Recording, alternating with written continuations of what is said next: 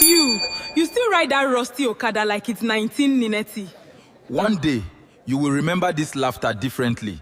Hotels, construction companies, business overseas. Very pleased to meet you all. Chichi has finally found her big man. Kingsley, I'm pregnant. Where are you going? She laughed in his face because he arrived on an old motorcycle instead of a luxury SUV. The whole town joined in, calling him a failure. 3 years later, she was standing on the roadside with a baby in her arms, selling food just to survive, and the man she rejected stopped his brand new truck right in front of her. What happened next left the entire town speechless. Stay with me until the end, because this story will change the way you look at people who have nothing, and people who have everything.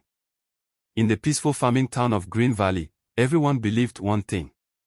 Money was respect. Without it, you were invisible. It did not matter how kind you were, how hard you worked, or how honest your heart was. If your pockets were empty, the town looked right through you. Caleb Morris was one of the hardest working men in Green Valley. Every morning, long before the sun climbed over the wheat fields, he was already awake, oil on his hands, wrench in his pocket, fixing broken tractors and tired old engines for farmers who could barely pay him. He helped elderly neighbors carry firewood. He fixed leaking roofs before the rainy season without being asked. He never once expected anything in return. His clothes were simple, patched at the elbows, faded from years of washing.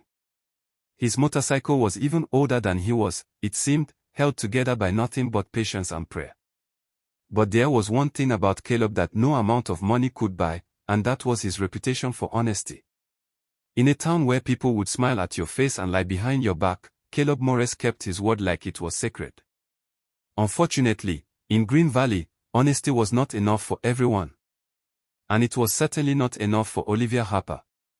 Olivia was the kind of woman heads turned for. Beautiful, sharp-tongued, and endlessly ambitious. But her ambitions were not about building something with her own two hands. They were about acquiring things. Designer handbags stacked in her closet like trophies.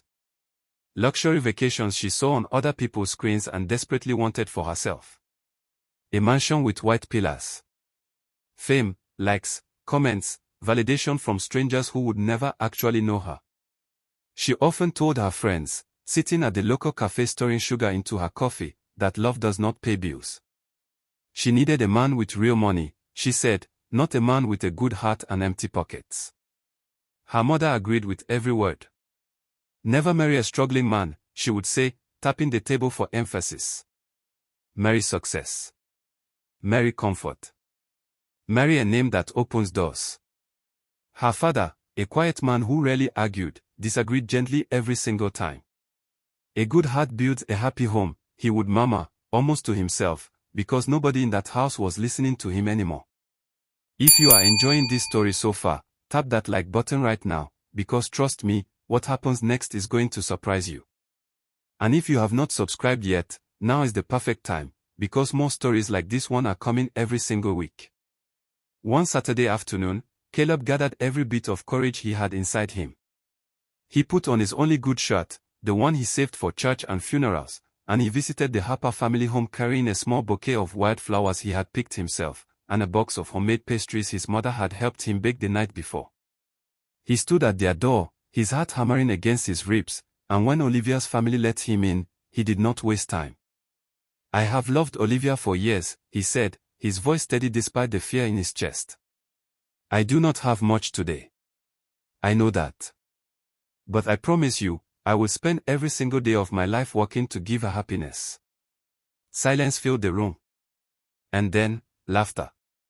Olivia looked at him the way someone looks at a stray dog that wandered into a wedding. She smiled, but there was nothing kind in it. You? She said, almost choking on her own amusement. You still ride that rusty old motorcycle through town like it is 1990. My future starts with private jets, Caleb. Not engine oil and dirty fingernails. The room erupted into laughter again. Even people who had known Caleb his whole life, people whose fences he had fixed for free, people whose children he had taught to ride bicycles, laughed along, because in Green Valley, laughing at the poor man was easier than standing up for him. Caleb did not argue. He did not raise his voice. He simply reached down, picked up the flowers nobody had bothered to accept, thanked the family for their time in a voice that did not shake, and walked out into the afternoon sun alone. Nobody saw the way his hands trembled once he was outside. Nobody saw him sit on his old motorcycle for 10 full minutes before he could bring himself to start the engine. Nobody saw that kind of pain, because nobody in that town ever looked closely enough at a poor man to see he was hurting too. A month later, everything in Green Valley changed. A sleek black SUV, polished so perfectly it reflected the entire street, rode slowly into town. Every head turned. Every conversation stopped. Out stepped Adrian Stone. He wore a designer suit that fit him like it had been sewn onto his body. A watch that probably cost more than every house on Caleb Street combined glinted on his wrist.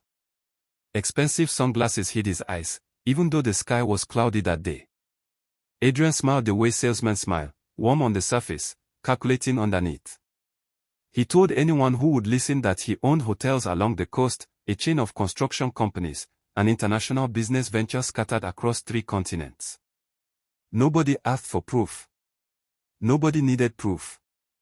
The suit was proof enough. The watch was proof enough. The confidence in his voice was proof enough for a town starving for a taste of glamour. People admired him instantly. Shopkeepers gave him the best seats. Mothers pushed their daughters toward him at every gathering. And Olivia, breathless, dazzled, convinced she had finally found the life she always deserved, was impressed most of all. Within weeks, Adrian proposed, kneeling in front of half the town at the town square, a diamond ring catching the afternoon light. Olivia said yes before he had even finished the sentence. The town celebrated what everyone called the wedding of the decade. Flowers lined every street. A live band played until midnight. Olivia wore a gown that cost more than most families in Green Valley earned in a year, and as she danced under string lights, she looked over the crowd once, searching, though she would never admit for whom. Caleb was not there. He had not been invited. The honeymoon lasted exactly 2 weeks. 2 weeks of luxury resorts and champagne and photographs for people online to admire and envy. And then, slowly, the truth began to leak through the cracks like water through a cheap roof. The mansion Adrian had shown her before the wedding, the one with the white pillars and the marble floors. Rented. A 3-month lease that was already expiring. The luxury SUV that had rode so grandly into town.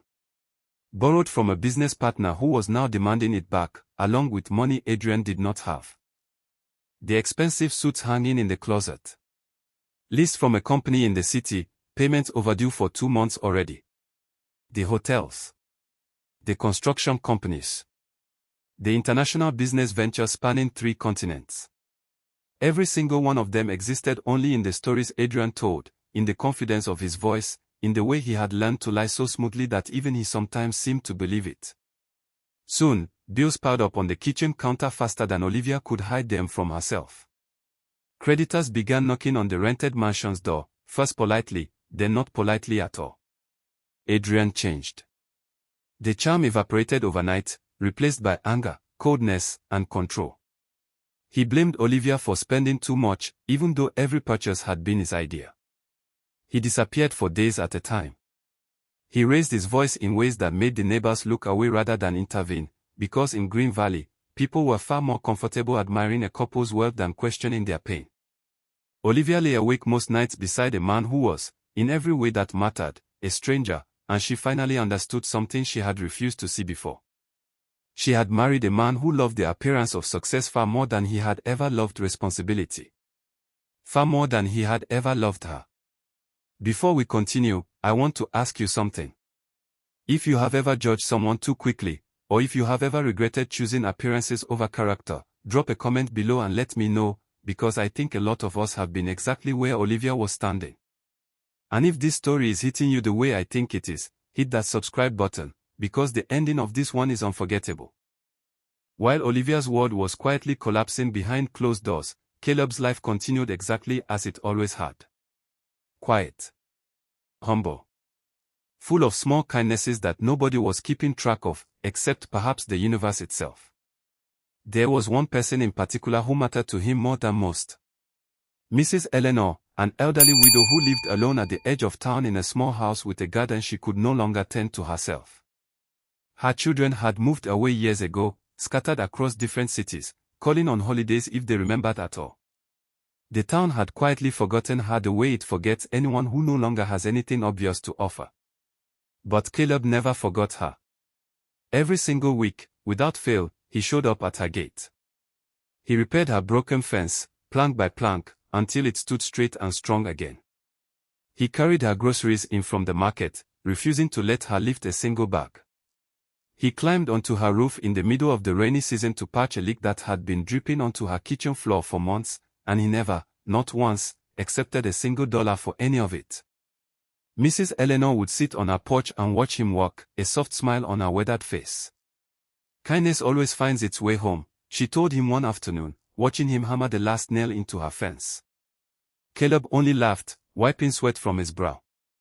I am not doing this to get anything back, Mrs. Eleanor, he said. I am doing it because it is right.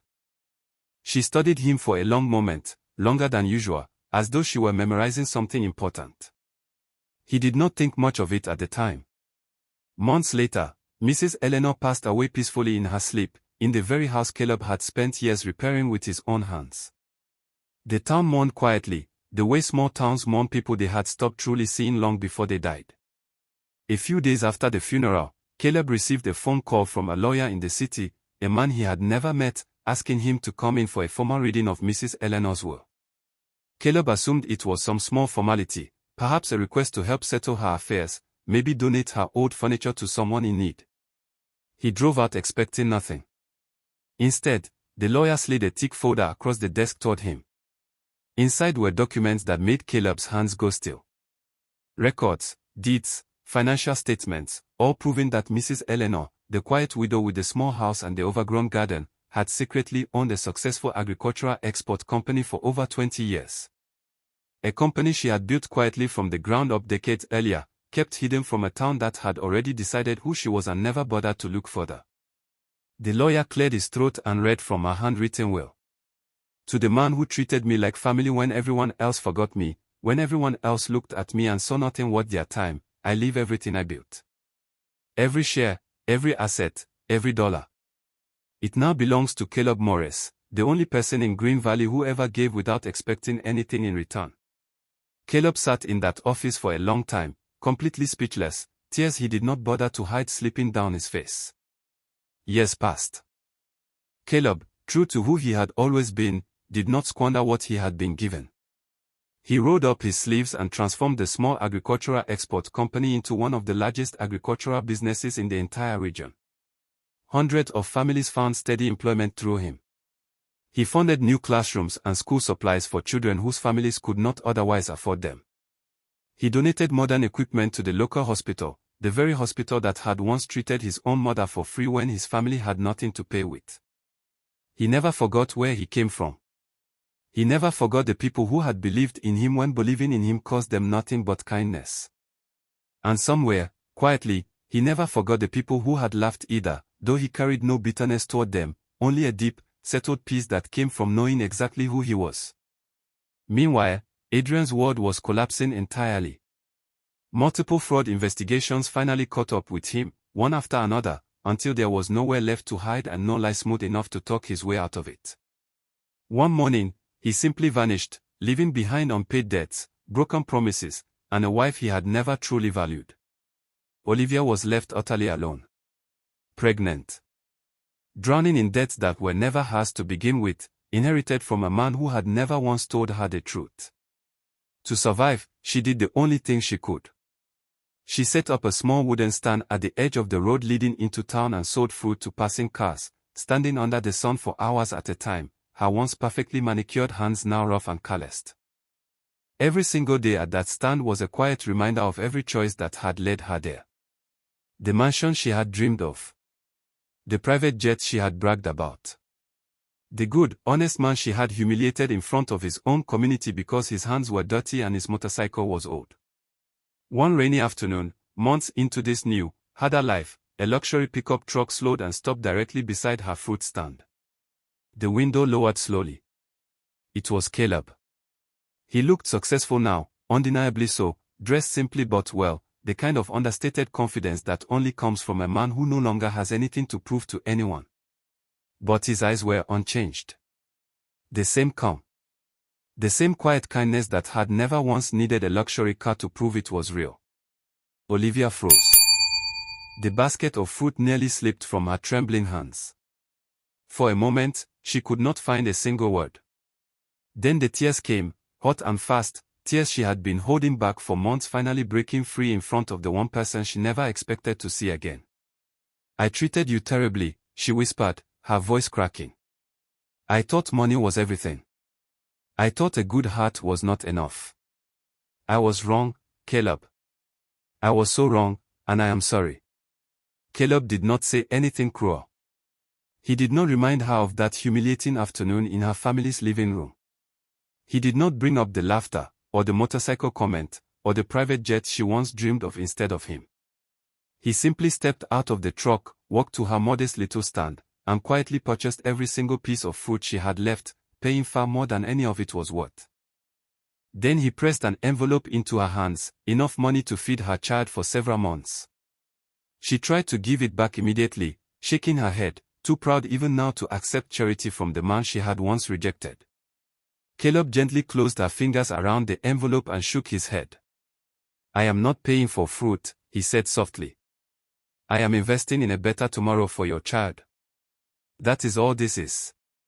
Nothing more."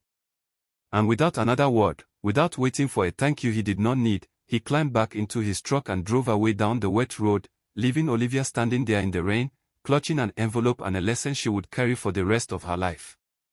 This is the moment in the story where I always remind myself of something important, and maybe you need to hear it too. Real character does not need an audience. It does not need applause. It simply shows up, again and again, whether anyone is watching or not. Months later, Olivia used that money wisely.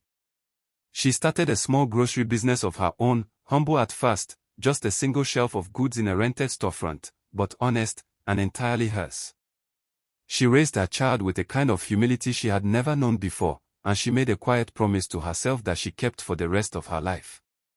Never again would she judge another human being by the car they drove, the clothes they wore, or the size of their bank account. At Caleb's company anniversary celebration that year, held in a hall filled with hundreds of employees whose lives he had changed simply by being who he had always been, he stood at the front and spoke, not as a wealthy businessman, but as the same humble mechanic who once carried wildflowers to a family that laughed in his face. "Wealth can buy attention," he told the crowd, his voice steady and sure. "But character earns respect. Never laugh at someone's beginning. You do not know what tomorrow has already prepared for them." The crowd rose to their feet, applauding, and somewhere in that room, older residents of Green Valley who remembered exactly who Caleb used to be, who remembered the laughter in that living room years ago, felt something shift quietly in their chests. They remembered the young mechanic everyone once mocked. And they remembered, with a kind of humility of their own, that they had laughed too. Never measure someone's future by their present condition. Some people wear expensive clothes but carry empty hearts. Others wear worn-out shoes while carrying a destiny that will one day inspire the world. Choose character over appearances, because real wealth begins where kindness lives. If this story touched you tonight, let me know in the comments which part hit you the hardest, and make sure you are subscribed, because there is a new story waiting for you very soon. Thank you for watching until the very end. That means more than you know,